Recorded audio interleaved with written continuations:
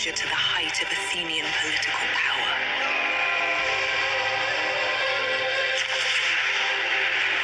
A moment that would make Themistocles a legend. সে এক ভয়াবহ যুদ্ধ। সমুদ্র তট হয়েছিল রক্তে রঞ্জিত।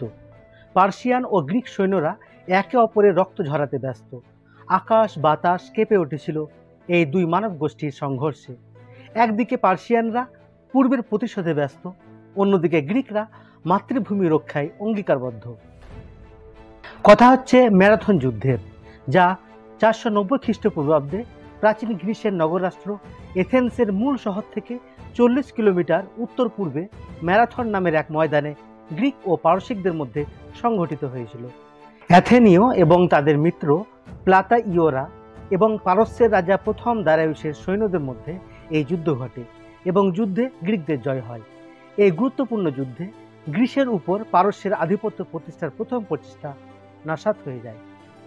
পারসিকরা কেন গ্রিসে অভিযান চালিয়েছিল এবং কোন পরিস্থিতিতে ম্যারাথনের যুদ্ধ সংঘটিত হয়েছিল সে সম্পর্কে আধুনিক জ্ঞান পুরোপুরি গ্রিক জনশ্রুতির উপর নির্ভরশীল, যেগুলি যুদ্ধের 50 থেকে 60 বছর পরে গ্রিক ইতিহাসবিদ হেরোডোটাস লিপিবদ্ধ করে গিয়েছিলেন। ওনার ভাষ্য অনুযায়ী এশিয়া মাইনর অঞ্চলে 499 থেকে 484 খ্রিস্টপূর্বাব্দে পারস্য সাম্রাজ্যের অধীন আয়োনীয় গ্রিক শহরগুলি বিদ্রোহ করেছিল এবং সেই বিদ্রোহে সহায়তা করার প্রতিশোধ হিসেবে পারস্যের সম্রাট দারিউস গ্রিক শহর অ্যাথেন্স এবং এরেত্রিয়ার বিরুদ্ধে অভিযানে নামেন। হেরোডোটাসের মতে পারস্যের লক্ষ্য ছিল সমগ্র গ্রিস দখল করার। আক্রমণের আগে দারিউস সমস্ত গ্রিক শহরগুলিকে আত্মসমর্পণ করতে বলেন। অ্যাথেন্সের নির্বাসিত স্বৈরশাসক হিপ্পিয়াস এ সময় দারিউসের অভিযান বাহিনীতে ছিলেন এবং তিনি হয়তো দারিউসকে প্রভাবিত করে থাকবেন।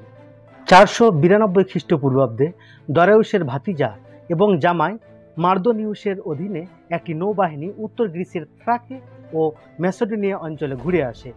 তারা ম্যাসেডোনিয়াকে পারস্যের পদানত করতে সক্ষম হয়, কিন্তু অ্যাথোস পর্বতের কাছে ঝড়ে পড়ে মার্দনিউসের নৌবহর ধ্বংস হয়ে যায়। 490 খ্রিস্টপূর্বাব্দে পারসিক সমন্বয়তা দাতিস এবং আর্তাফার্নেস এজিও সাগর পাড়ি দেন এবং যাবার পথে সাইক্লাডিক দ্বীপপুঞ্জ দখল করে বসেন। তারা এই বইয়া দ্বীপে অবতরণ করেন এবং শক্তি দিয়ে ও বিশ্বাসঘাতকদের সহায়তায় সেখানকার কারিত্তস ও এরেত্রিয়া শহরগুলিকে পদনত করেন। এ সময় অ্যাথেনীয়রা সাহায্য প্রার্থনা দিয়ে দৌড়বিদ ফেদিপিদেসকে স্পার্টা শহরে পাঠায়। এই বইয়া থেকে পারসিকরা সহজেই অপ্রশস্ত সমুদ্র পথ পাড়ি দিয়ে ম্যারাথনের সমভূমিতে পৌঁছে। ম্যারাথনে যাবার অনেকগুলি কারণ ছিল। ম্যারাথন ছিল এই বইয়া থেকে সমুদ্র পাড়ি দেবার সবচেয়ে সহজ গন্তব্যস্থল। এছাড়া হিপ্পিয়াস হয়তো আতিক্কার পূর্ব প্রান্তের অঞ্চলগুলির কাছ থেকে রাজনৈতিক সহায়তার আশা করেছিলেন। পারসিকরা ম্যারাথনের সমভূমিকে তাদের ঘোড়সওয়ার সৈন্যদের জন্য আদর্শ বলে মনে করেছিল। পারসিকরা ম্যারাথনে পৌঁছবার পরে কিছুদিন বিরতি দিয়ে ম্যারাথনের যুদ্ধের মহড়া শুরু করে। এর আগে এথেন্সের 10 সমন্বয়তার মধ্যে যুদ্ধে অংশগ্রহণ করাকে নিয়ে এক বিতর্ক সৃষ্টি হয়।